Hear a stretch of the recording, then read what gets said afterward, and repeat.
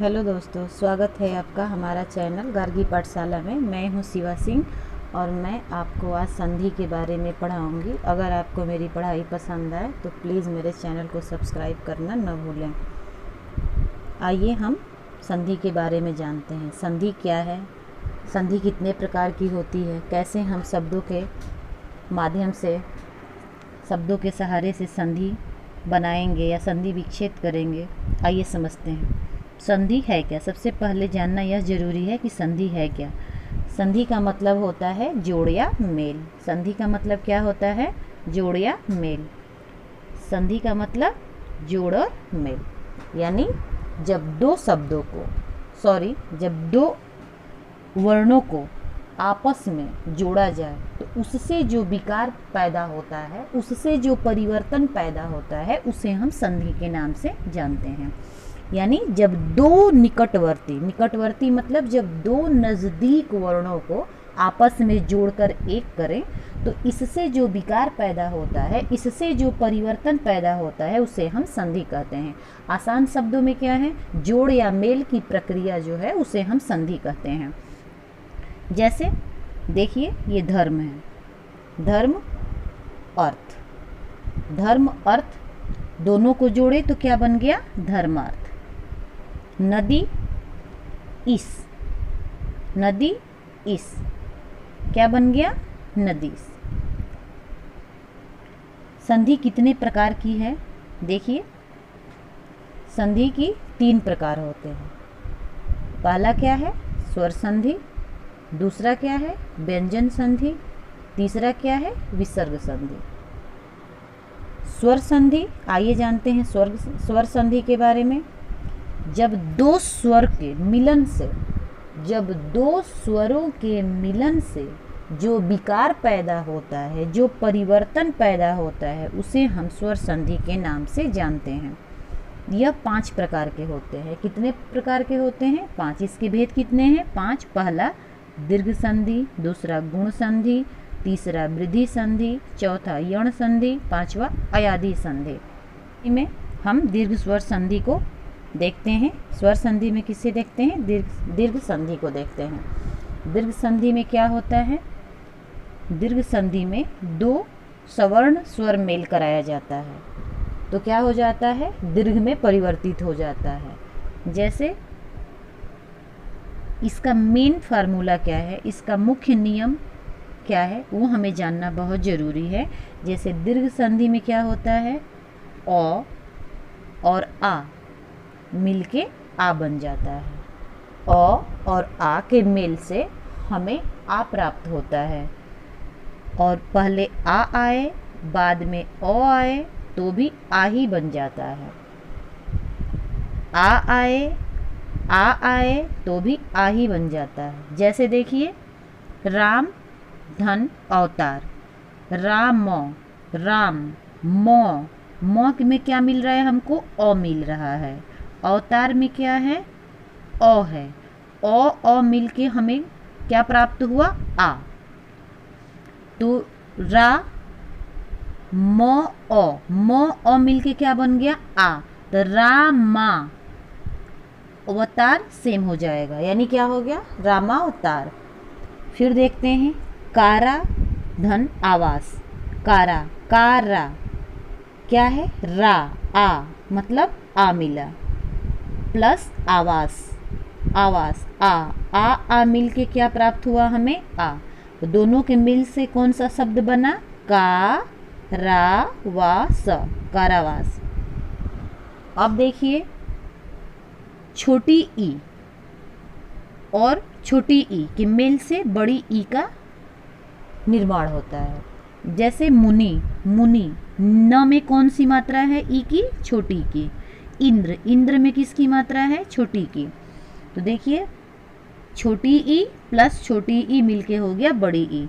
तो न में बड़ी ई की मात्रा, इसलिए कि बड़ी ई प्राप्त हुआ है हमें, तो मुनिंद्र, यानी क्या बन गया हमारा शब्द? मुनिंद्र। फणी प्लस ईश्वर, फणी ड़ में कौन सा ई का मात्रा है? छोटी ई का, प्लस ईश्वर में कौन सा है? बड़ी ई का है। तो छोटी ई बड़ी ई के मेल से कौन सा ई प्राप्त हुआ? बड़ी ई हुआ। तो फ ड़ में बड़ी की मात्रा यानी फड़ी, इसलिए कि बड़ी ई प्राप्त हुआ है मेल से, तो फ ड़ में बड़ी की मात्रा यानी फड़ी स्वर, स्वर जो है सेम हो जाएगा यानी फड़ी स्वर। अब देखिए गुण संधि को। गुण संधि में क्या है? गुण संधि में ओ आ के आगे अगर ई और ई आए तो इन दोनों के मेल से ए बनता है। यानी गुण संधि का नियम क्या है कि ओ और आ के ठीक बाद ई यानी छोटी ई या बड़ी ई आता है तो हमें क्या कौन सा अक्षर प्राप्त होता है? ए प्राप्त होता है। जैसे नर धन इंद्र, नर धन इंद्र, नर, नर में र ओ यानी क्या मिला हमें? ओ मिला, यानी ओ, नर में ओ, इंद्र, इंद्र में क्या है? ई, तो ओ प्लस ई, ओ ई के मेल से कौन सा अक्षर बनेगा? ए बनेगा।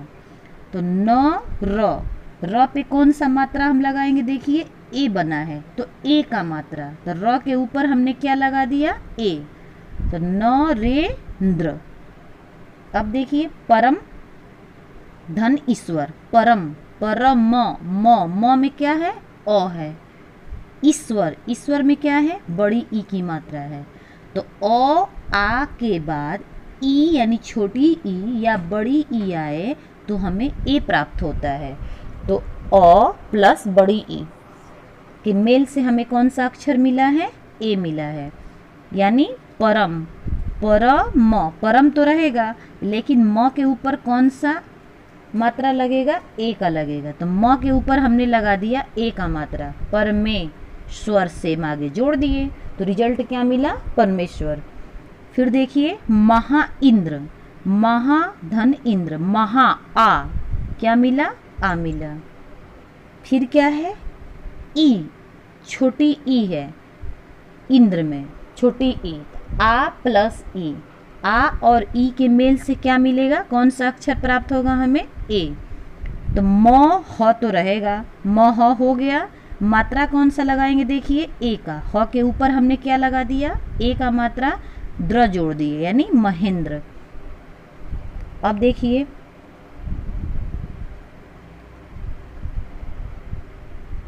ओ आ के आगे यानी ओ आ के आगे ऊ यानी छोटा ऊ और बड़ा ऊ आए तो ओ बन जाता है। अभी तक हमने क्या पढ़ा? ओ आ के आगे छोटी ई या बड़ी ई की मात्रा आए तब ए प्राप्त होता है। अब हम क्या देख रहे हैं कि ओ आ के आगे छोटा ऊ या बड़ा ऊ की मात्रा आए तो क्या हमें क्या हमारा अक्षर बनता है? यानी क्या अक्षर प्राप्त होता है? ओ प्राप्त होता है। यानी देखिए पर धन उपकार, पर, पर ओ, पर में क्या है? र के साथ ओ प्राप्त हो रहा है, ओ। उपकार, उपकार में छोटा ओ, नियम क्या कह रहा है कि ओ आ के आगे छोटा ऊ या बड़ा ऊ की मात्रा आए तो ओ अक्षर प्राप्त होता है। तो पर तो हो गया, र में कौन सा मात्रा हम लगाएंगे? ओ का मात्रा, तो पर यानी पर तो रहेगा लेकिन मात्रा कौन सा लगा दिए? ओ का, परो, ये पकार जोड़ देंगे, पकार जोड़ दिए तो क्या हो गया? परोपकार। क्या प्राप्त हुआ हमें? परोपकार।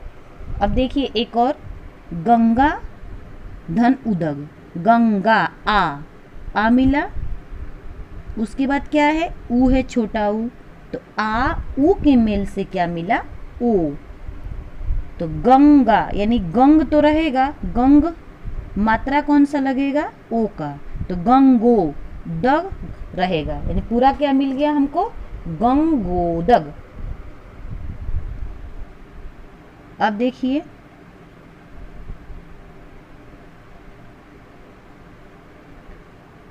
ओ आ के आगे री की मेल हो तो क्या बनता है? यानी ओ आ में अगर री का मेल कराया जाए तो अर बनता है। क्या बनता है? अर बनता है। जैसे राज, जो, ओ, जो में क्या है? ओ है। ऋषि री, री है, तो ओ और री का मेल कराया जाए तो अर बनता है। र में हलंत है, र में हलंत है, प्राप्त क्या हुआ हमें? अर। तो राज प्लस ऋषि यानी ओ, यानी राज में का ओ, री का पहला अक्षर री, और री मिलके क्या बन गया? और। र हलंत है यानी आधा र है, दोनों मिलके क्या बन गया? राज। राज तो रहेगा है लेकिन और हो गया यानी राजर्षि। अब देखते हैं वृद्धि संधि को। वृद्धि संधि को देखते हैं। वृद्धि संधि का क्या नियम है?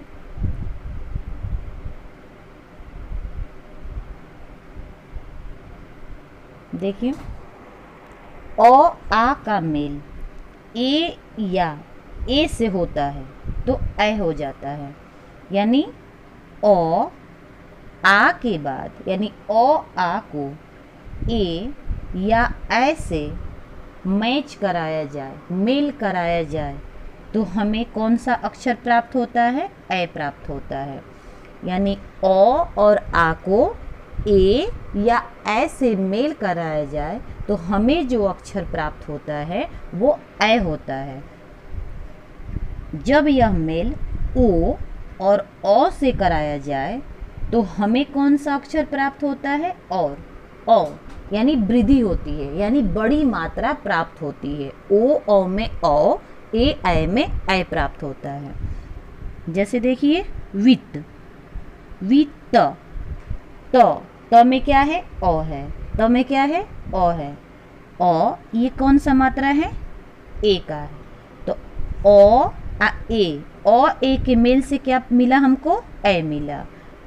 तो वित्त, वित्त तो रहेगा लेकिन तो पे कौन सा मात्रा हम लगाएंगे? ए का मात्रा लगाएंगे। तो पे हमने लगा दिया ए का मात्रा, शड़ा, शड़ा जोड़ देंगे, वित्त शड़ा। देखिए शदा प्लस एव, शदा आ है, एव में ए है, ए आ ए के मेल से हमें ए प्राप्त होता है। तो शद तो रहेगा, शद रहेगा, शद। द में कौन सा मात्रा लगाएंगे? ए का मात्रा लगाएंगे। हमने लगा दिया द के ऊपर ए का मात्रा, व को जोड़ देंगे, सदैव।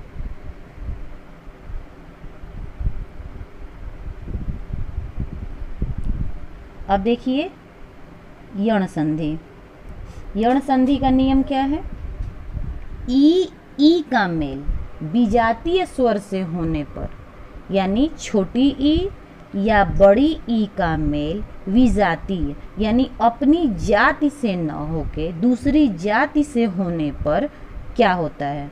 देखिए परी प्लस अंत, परी प्लस अंत। परी र में छोटी ई की मात्रा है, र में किसकी मात्रा है? छोटी ई की।